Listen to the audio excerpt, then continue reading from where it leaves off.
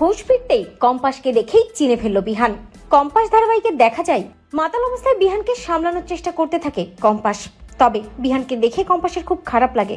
Compass বিহানকে একটা জায়গায় বসায় আর তারপর রান্নাঘরে চলে যায় এবং একটু নুন জল নিয়ে আসে আর সেটা বিহানকে খাইয়ে দেয়। এদিক ওদিক কম্পাস ভালো করে তাকিয়ে দেখতে থাকে, কেউ আবার তাকে দেখে ফেললো না তো। কম্পাস দেখে কেউ নেই। বিহান একা একাই সিঁড়ি দিয়ে উপরে উঠতে থাকে, কিন্তু বিহান ঢুলতে থাকে, যার কারণে কম্পাস বিহানকে ধরে ঘরে নিয়ে গিয়ে দিয়ে আসে আর বিহান বিছানার উপর ঠাস হয়ে শুয়ে পড়ে। বিহান বিভোরে ঘুমিয়ে যায়। অন্যদিকে কম্পাস বিহানের এই অবস্থা দেখে চোখের জল ফেলে। ঠিক যখনই কম্পাস বিহানের ঘর থেকে বের হতে যায় তখনই দেখতে পাই চুপি চুপি মুক্তি যেন কোথাও একটা বেরিয়ে যাচ্ছে। কম্পাস ভাবতে থাকে মুক্তিমাসি কোথায় যাচ্ছে এত রাতে, আর গেলে তো আমাকে ডাকার কথা, কারণ আমি তো মুক্তিমাসির ড্রাইভার, কিন্তু ডাকলো না যে। ড্রাইভার ছাড়া মুক্তিমাসি কোথায় যাচ্ছে বিষয়টা তো দেখতে হচ্ছে। এরপরই কম্পাস মুক্তিকে ফলো করে আর তারপর দেখতে পাই একটা ক্যাফেতে মুক্তি যায়। আর ক্যাফেতে গিয়ে মুক্তি কারো একজনের সাথে বসে সলা পরামর্শ করে। তবে ওপাশে যে অভিজ্ঞান দত্ত বসে থাকে কম্পাস সেটা দেখতে পায় না, কারণ কম্পাস আড়াল থেকে দেখার চেষ্টা করে। অভিজ্ঞান দত্ত মুক্তিকে বলে, মুক্তি ম্যাডাম, যা করেছেন মোটামুটি ঠিক থাকলেও মোনালিসাকে এই সব কিছুর সাথে জড়িয়ে একেবারেই ঠিক কাজ করেননি। মোনা কিন্তু বেশ ভয় পেয়ে গেছে। আমার নাতিকে এই সব কিছুর সাথে না জড়ানোই ভালো ছিল। আর তাছাড়া মোনা এত শক্ত মনের মেয়ে নয়, আপনি ওকে কেন জড়িয়েছেন? মনে মনে ভাবতে থাকে মুক্তি, অভিজ্ঞানবাবু, ইচ্ছা করেই আপনার নাতিকে জড়িয়েছি যাতে আপনি আর আপনার নাতনি মিলে পাল্টি খেতে না পারেন। পাল্টি খেলে তো আপনারা সুযোগ মতো আমাদেরকে ফাঁসিয়ে দেন আর নিজের পিঠ বাঁচিয়ে নেন। তাই এবার অন্তত আপনি পাল্টি খেতে পারবেন না।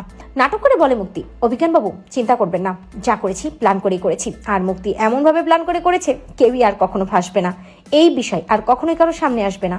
অভিজ্ঞান দত্ত মুক্তিকে বলে, এই চৌধুরী পরিবারকে শেষ করার প্ল্যান আমাদের বহু বছরের, অনেক আগের থেকে, তাই এটা যেন কেউ কোনোভাবে বুঝতে না পারে। আমাদের নেক্সট প্ল্যান কি সেটা মাথায় আছে তো? মুক্তি অভিজ্ঞান দত্তকে বলে, ঋতুজা, আমাদের নেক্সট টার্গেট ঋতুজা। কম্পাসের পর এবার ঋতুজাকেই আমরা শেষ করব। শুনি চমকে যায় কম্পাস, ভাবতে থাকি ঋতুজা মায়ের কথা বললো, তার মানে মা ওদের নেক্সট টার্গেট। কি করতে চাইছে মুক্তিমাসি? না, আর একটু কাছে যাই তো, ভালো করে শোনার চেষ্টা করি। ওপাশে কে বসে আছে মুখটাও তো দেখতে পাচ্ছি না ঠিক করে। অভিজ্ঞান দত্ত মুক্তিকে বলে, মুক্তি ম্যাডাম, আগের বারও তো আপনি চেষ্টা করেছিলেন কিন্তু লাভ হয়নি, কাঁচা কাজ করে ফেলেছিলেন আপনি, যার কারণে আপনি কিন্তু ফেসেই গিয়েছিলেন। তবে মুক্তি অভিজ্ঞান দত্তকে বলে, অভিজ্ঞানবাবু চিন্তা করবেন না, এবার মুক্তি আর কাঁচা কাজ করবে না, পথের কাঁটা এবার একে একে মুক্তি এভাবেই সরাবে কম্পাসের মতো করে।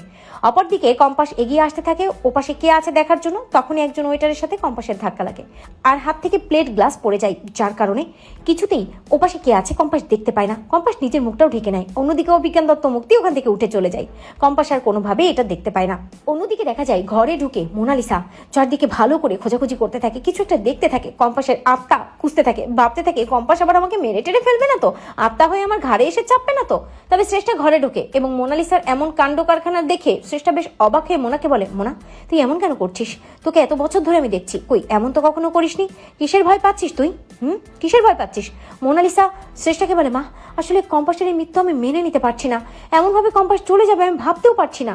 তবে শ্রেষ্ঠা মোনালিসাকে জন্ম দিয়েছে, ভালো মতোই চেনে। শ্রেষ্ঠা মোনাকে বলে, মোনা, কম্পাসের মৃত্যুর সাথে তুই কোনোভাবে জড়িয়ে নেই তো? মোনা নাটক করে বলে, না মা, বিশ্বাস করো, আমি কম্পাসকে সহ্য করতে পারতাম না, কিন্তু আমি কম্পাসের মৃত্যু চাইনি, আমি এসব কোনো কিছুর সাথে জড়িয়ে নেই মা। এবারই শ্রেষ্ঠাকে ভুলভাল বুঝিয়ে দেয় আর শ্রেষ্ঠা ওখান থেকে চলে যায়। আর মোনা ভাবতে থাকে, মা, ওই কম্পাসকে তো আমিও সরিয়েছি না, ওই দলে আমিও ছিলাম। তবে এবার পথের কাঁটা আমার একদম শেষ হয়ে গেছে, এবার বিহান শুধু আমার হবে, বিহানের জীবনে আর কেউ রইল না, শুধু আমি। মোনালিসা রাজত্ব করবে বিহানের জীবনে। পরদিন সকাল হয়ে যায়, পুলিশ হাজির হয়ে যায় চৌধুরী বাড়িতে এবং কম্পাসের মৃত্যুটা নিয়ে যে ভালো মতো তারা তদন্ত করছে সবটাই ঋতুজা সহ সবাইকে খুলে বলে। সেখানে মুক্তিও আসে নাটক করে এবং মুক্তি অফিসারকে বলে, অফিসার, আপনারা ভালো মতো তদন্ত করুন, যে করেই হোক না কেন এই সব কিছুর পেছনে কোনো রহস্য আছে কিনা সেটা আমাদেরকে জানতেই হবে। মৃত্যুটা কি স্বাভাবিক নাকি এর পেছনে কারো হাত রয়েছে সেটাও আমাদেরকে জানতে হবে। আপনারা তদন্ত করুন, কোনোভাবেই যেন তদন্তে কোনো গাফিলতি না হয়। কম্পাস দূর থেকে ইশারা করতে থাকে পুলিশ অফিসারকে, অর্থাৎ পুলিশ অফিসার কম্পাসের কথায় তাই চৌধুরী বাড়িতে আসে এবং অফিসার ঠিক সেই কথাগুলোই বলে যেগুলো কম্পাস শিখিয়ে দিয়েছে। অফিসার সবার সামনে বলে, আসলে আমরা ভালো করেই তদন্ত করছি, অপরাধী অপরাধ করেছে ঠিকই, তবে কোনো প্রমাণ রেখে যায়নি, কিন্তু পুলিশের ভাষ্য মতে বা পুলিশের আইন অনুযায়ী অপরাধী অপরাধ করলেও কিছু না কিছু ক্লু আমরা সেখানে পেয়ে যাই। সেদিন ওখানে একজন ব্লগার ব্লগ করছিল, আশা করি ওই ব্লগে আমরা এমন অনেক কিছুই দেখতে পাবো যেগুলো কিনা আমাদের এই কেসটা সলভ করতে সাহায্য করবে। ওদিন কে কলেজে ঢুকেছিল, কে ওই ল্যাবে ঢুকেছিল, কে কখন এসেছিল, সবটাই হয়তো আমরা ওই ব্লগারের ফুটেজ থেকে পেয়ে যাব। শুনে মুক্তির মাথায় আকাশ ভেঙে পড়ে, ভাবতে থাকে ব্লগার, ওখানে ব্লগার কোথা থেকে এলো? আর সেনাপতি এটা জানতো না, তার মানে ওখানে কোনো ব্লগার শুটিং করছিল। এবার কি হবে? আমাদের কাউকে দেখা যাবে না তো ওখানে? পুলিশ অফিসার ঠিক সেই কথাগুলো সাজিয়ে গুছিয়ে বলে যেগুলো কম্পাস বলতে বলে। তবে ঋতুজার একটাই কথা, ভালো করে কেসটা তদন্ত করতে হবে। অন্যদিকে বিহানের ঘুম ভেঙে যায় এবং বিহান নিজের ঘর থেকে বেরিয়ে আসে। কম্পাস ওদিক দিয়ে যেতে থাকে আর বিহানের সাথে কম্পাসের ধাক্কা লাগে। বিহান কম্পাসকে দেখে বলে, এ কি ড্রাইভার, আপনি এখানে এখানে কি করছেন? কম্পাস নাটক করে বলে, আমি আমি আসলে ওই বাথরুম খুঁজছি।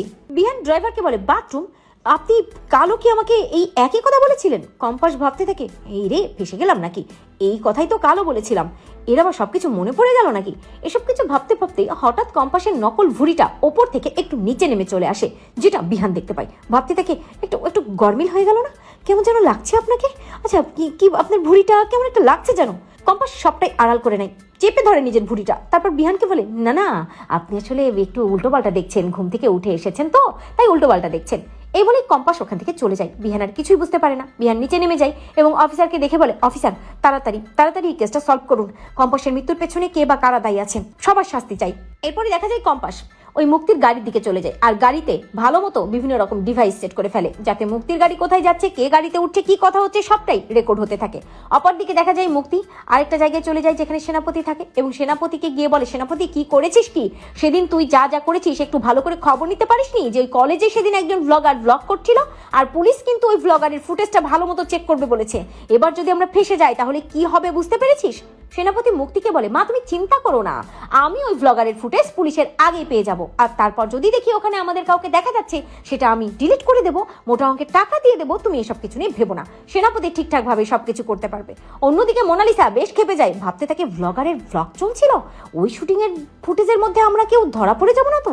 এবার কি হবে? অপরদিকে গাড়ির মধ্যে বসেই কম্পাস ভাবতে থাকে যে, মুক্তি ম্যাডাম এবার আপনি ফাঁসবেনই। কম্পাস এমন ফাঁদ পেতেছে কোনোভাবেই আপনি বাঁচতে পারবেন না। কে বা কারা এই সবকিছুর সাথে আছে সেটা এবার সামনে আসবেই।